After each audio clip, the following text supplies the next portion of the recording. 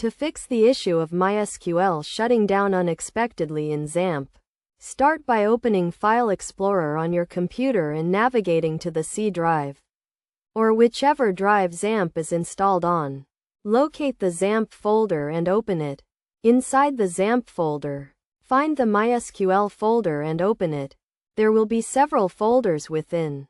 First, locate the Data folder. Click on it, and rename it to something like Data Old.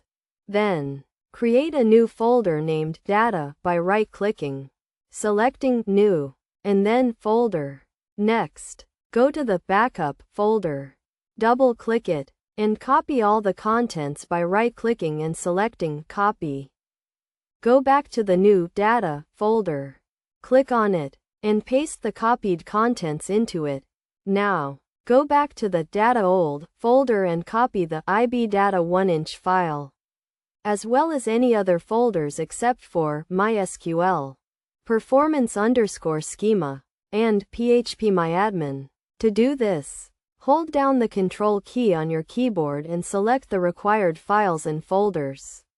Once selected, right-click and copy them. Then, go to the New Data folder and paste the copied files into it. When prompted, click Replace the files in the destination to overwrite any existing files. After completing these steps, close the folders and try starting MySQL again to see if the error persists. The Data Old folder can be left as is, in case you need to retrieve any information from it in the future, or it can be deleted if no longer needed.